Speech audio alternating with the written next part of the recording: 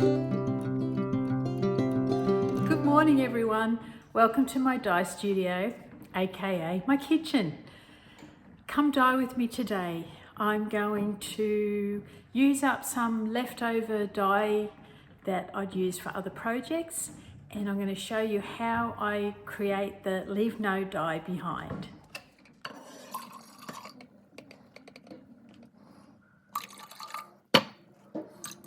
What I have here is dyes that I was mixing up, trying to achieve a colour that I had in mind, and there's always leftovers. So I've popped some more hot water in on these because they do dry up a bit, and so they don't go to waste, I'm going to dye 2 thick skeins with it. So I'll also grab some other colours and add speckles on top, because with this you can only pour it on. But I'll show you that process as we go. I've divided these leftover dye jars into 3 sections. Colours that I think will go together nicely. So I need to go and get another skein of yarn. I also picked up 3 more colours for speckling. You can put your yarn in any position that you like that can create new and different effects. So I'm going to pour over the blue, let it sink in. Isn't that beautiful? I'm going to save that bit for the other side.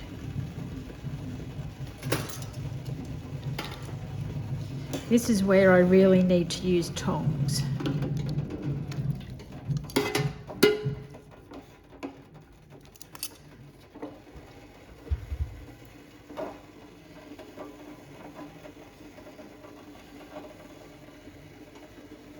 That's that one done. Now for some yellow.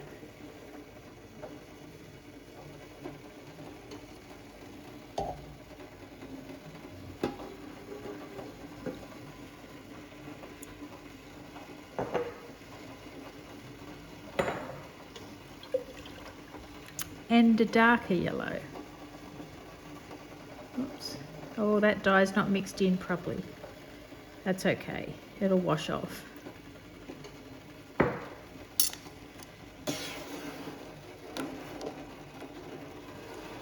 Turning it over again.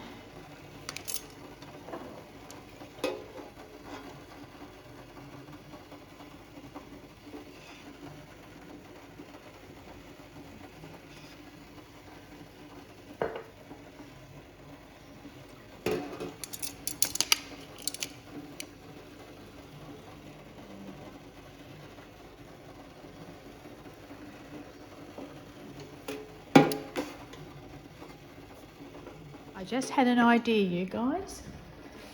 I'm going to pop this one in as well, just to help take up all of that dye,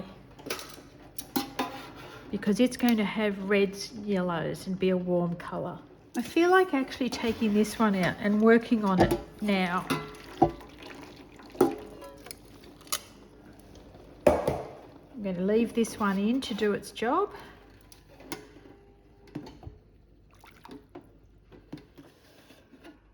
Look at this. I am absolutely loving it. I'm going to pop some brighter speckles on it. See how it goes.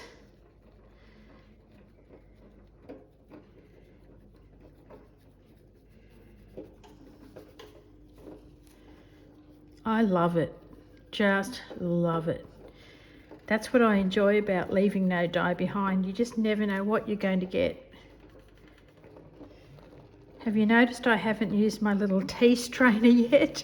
I really do prefer to use my fingers when it comes to speckling. I just like to be able to put it in a certain place.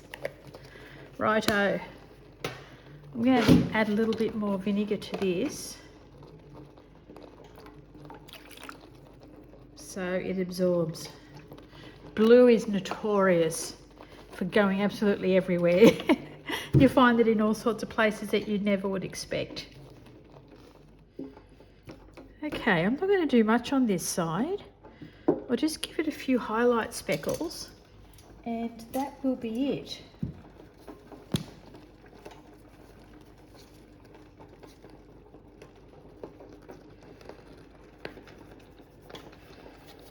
That's what I call them anyway.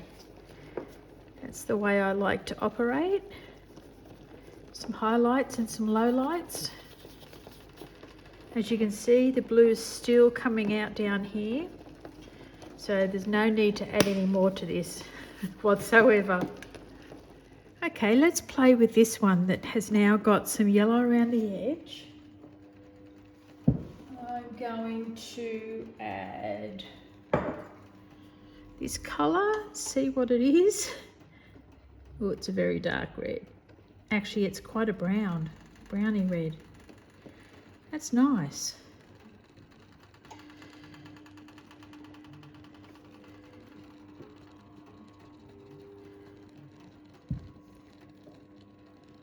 See what this one is. Oh, that's the same. Okay. We'll go for red now.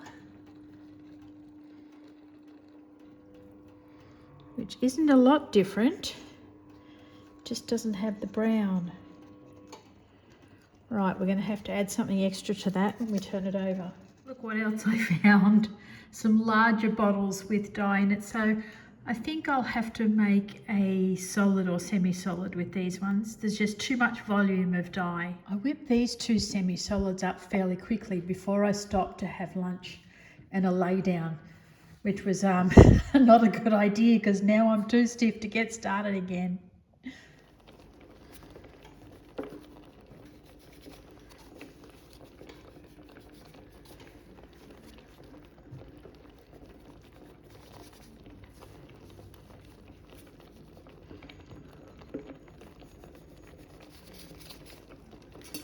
Press that one in because that one is darker.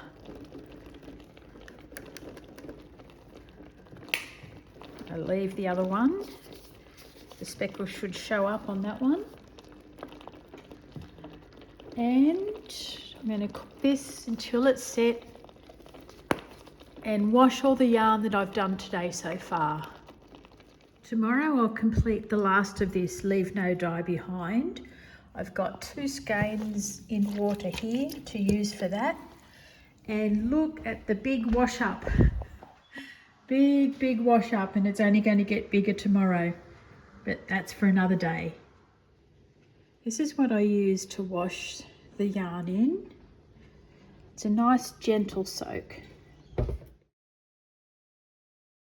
This yarn has had a rinse.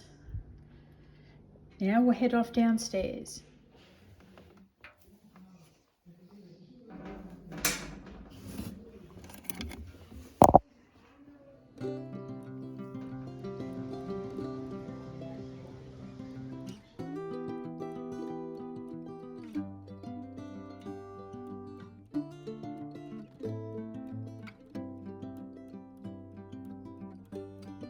Now that the yarn's dried and skeined up, I can show you all the yarn I made with the leave no dye behind method.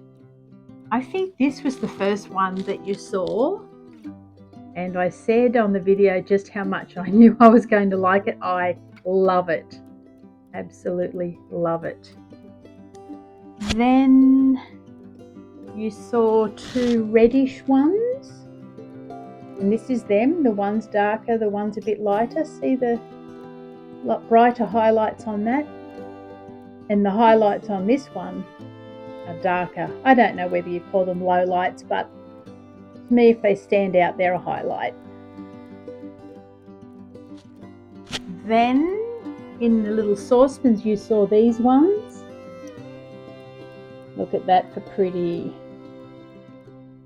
So they're a tonal because see how there is lighter and darker shades. These ones are all tonals. The one I made in the very first yarn dyeing video was as much of a solid as I could get it to be. And these 2 you didn't see while I was creating them, but it was more dye that was left over that I wanted to use up.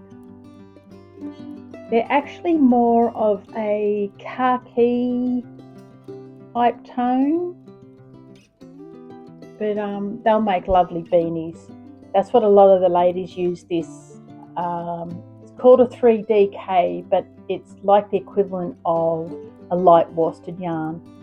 3DK is the old term apparently, but it does well with making beanies, scarves, gloves, things like that. Righto, I'm off to go and edit these videos now so I can get them out to you. I hope you're really enjoying them as much as I am enjoying making them. Please subscribe and tap the notification bell. That way you'll know when the next video is up and live. I will talk to you all again very soon. Bye for now.